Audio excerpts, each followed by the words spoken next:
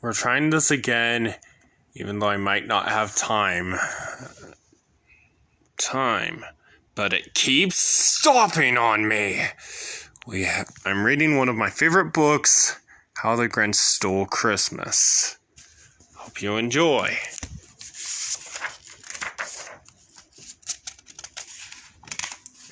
How the Grinch Stole Christmas by Dr. Seuss.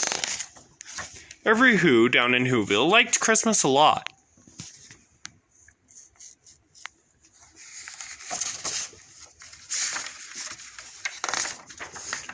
But the Grinch, who lived just north of Whoville, did not. The Grinch hated Christmas, the whole Christmas season. Now, please don't ask why. No one quite knows the reason. It could be his head wasn't screwed on just right. It could be perhaps that his shoes were too tight.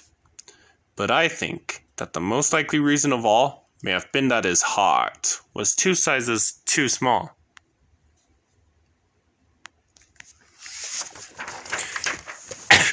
But whatever the reason, his heart or his shoes, he stood there on Christmas Eve, hating the Whos, staring down from his cave with a sour, grinchy frown at the warm-lighted windows below in their town, for he knew every Who down in Whoville beneath was busy now, hanging a mistletoe wreath.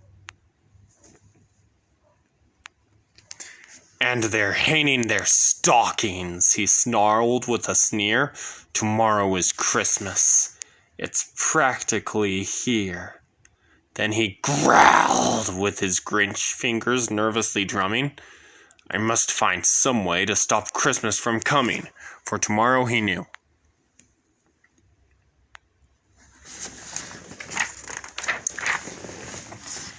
All the Who girls and boys would wake bright and early. They'd rush for their toys. And then, oh, the noise! Oh, the noise, noise, noise, noise! That's one thing he hated. The noise, noise, noise, noise!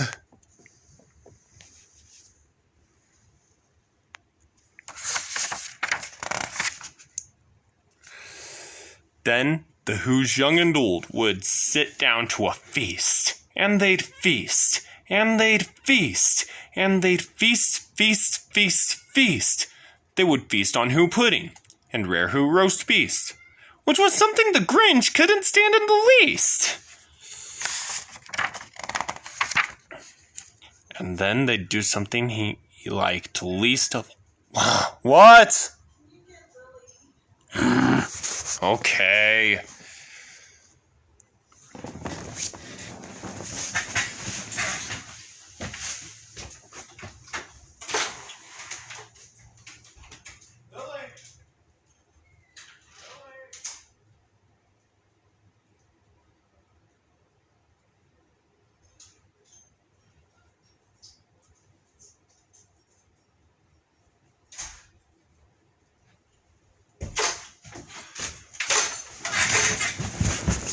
Now, then they'd do something he liked least of all. Every Who down in Whoville, the tall and the small, would stand close together with Christmas bells ringing. They'd stand hand in hand, and the Whos would start singing. They'd sing, and they'd sing, and they'd sing, sing, sing, sing. The more the Grinch thought of this, Who Christmas sing, the more the Grinch thought, I must stop this whole thing. Why, for 53 years I've put up with it now.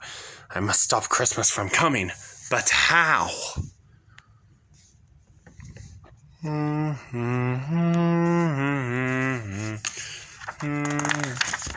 Then he got an idea. An awful idea. The Grinch got a wonderful, awful idea.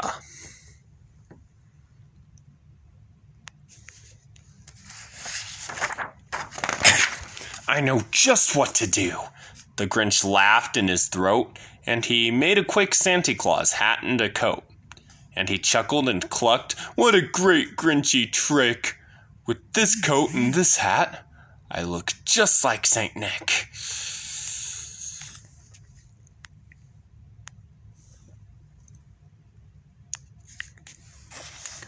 All I need is a reindeer. The Grinch looked around, but since reindeer are scarce, there was none to be found.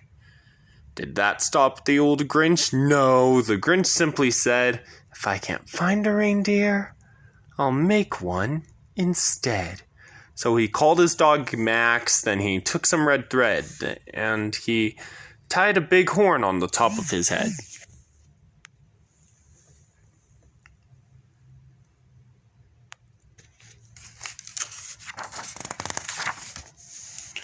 Then he loaded some bags and some old empty shacks on a ramshackled sleigh, and he hitched up old Max. Then the Grinch said, "Get up!" And the sleigh started down towards the homes where the Who's lay a snooze in their town.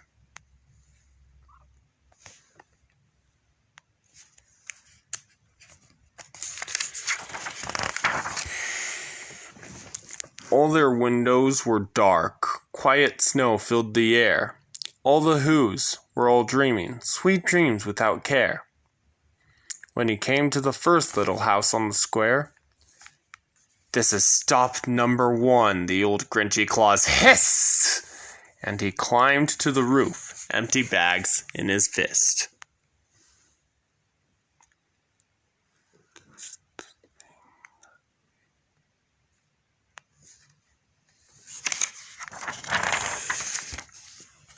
Then he slid down the chimney, a rather tight pinch, but if Santa could do it, then so could the Grinch. He got stuck only once for a moment or two, then he stuck his head out of the fireplace flue, where the little Who stockings all hung in a row. "These stockings," he grinned, "are the first things to go.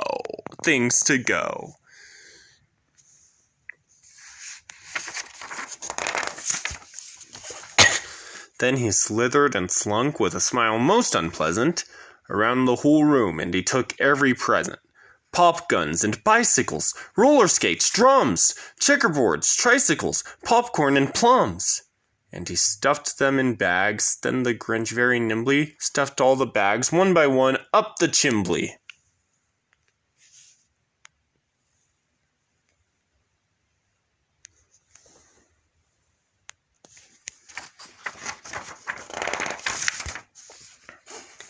Then he slunk to the icebox. He took the Who's feast. He took the Who pudding. He took the roast beast. He cleaned out that icebox as quick as a flash. Why, that Grinch even took their last can of Who hash. Oh, forgot to show that picture. Yeah.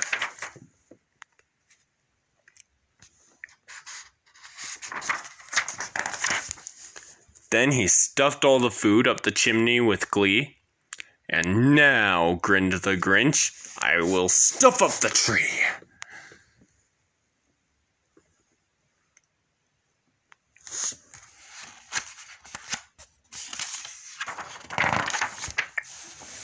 And the Grinch grabbed the tree and he started to shove when he heard a small sound like the coo of a dove.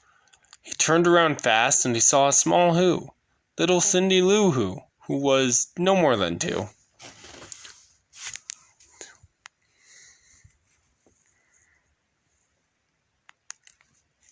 The Grinch had been caught by this tiny Who daughter, who'd got out of bed for a cup of cold water.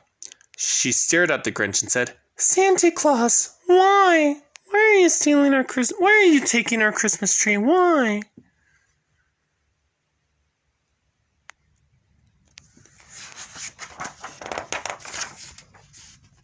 But you know, that old Grinch was so smart and so slick, he thought up a lie, and he thought it up quick.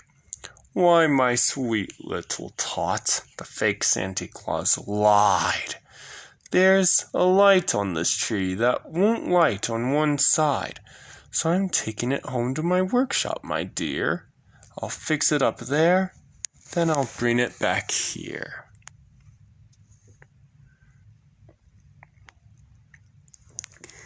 And his fib fooled the child. Then he patted her head, and he got her a drink, and he sent her to bed. And when Cindy Lou Who went to bed with her cup, he went to the chimney and stuffed the tree up.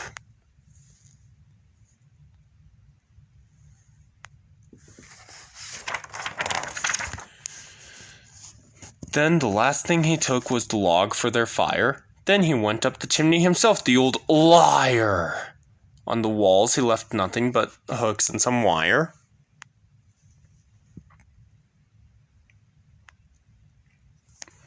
And the one speck of food that he left in the house was a crumb that was even too small for a mouse.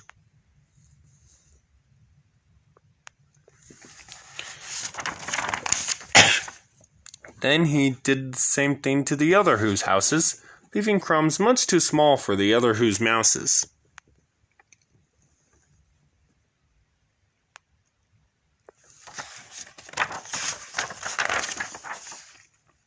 It was 1:15 dawn, all the who's still abed, all the who's still a snooze when he packed up his sled. Packed it up with their presents, their ribbons, their wrappings, the tags and the tinsel, the trimmings and trappings.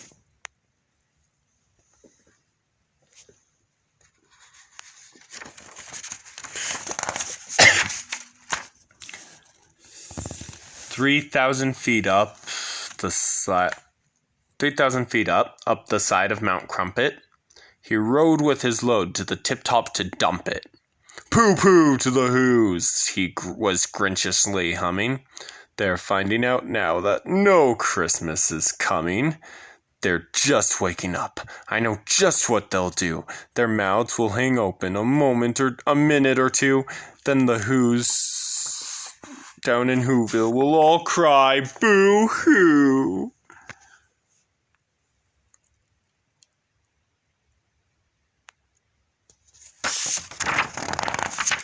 That's a noise, grinned the Grinch, that I simply must hear. So he paused, and the Grinch put his hand to his ear. And he did hear a sound rising over the snow. It started in low, then it started to grow.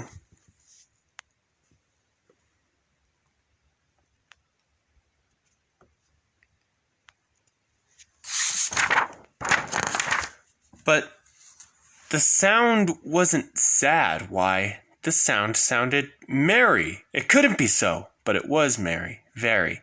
He stared down at Whoville. The Grinch popped his eyes. Then he shook.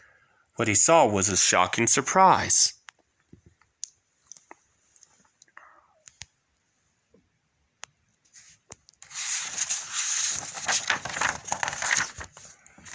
Every who down in Whoville, the tall and the small, was singing without any presents at all. He hadn't stopped Christmas from coming.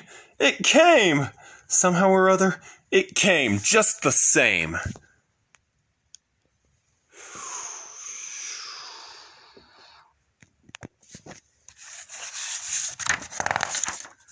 And the Grinch, with his Grinch feet ice-cooled in the snow, stood puzzling and puzzling. How could it be so? It came without ribbons. It came without tags. It came without packages, boxes, or bags. And he puzzled 3 hours till his puzzler was sore. Then the Grinch thought of something he hadn't before. Maybe Christmas, he thought, doesn't come from a store. Maybe Christmas, perhaps, means a little bit more.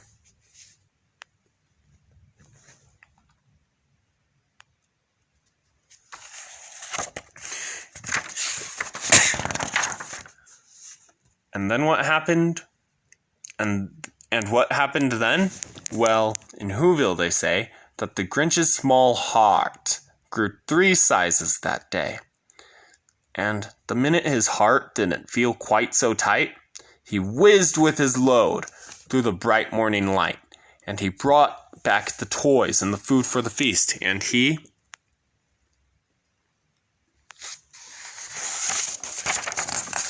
himself, the Grinch, carved the roast beast. And hope you guys enjoyed. I'll see you. Hopefully I can save it to my gallery so that I can do what else I usually do with these this time. And I'll see you next time. Bye.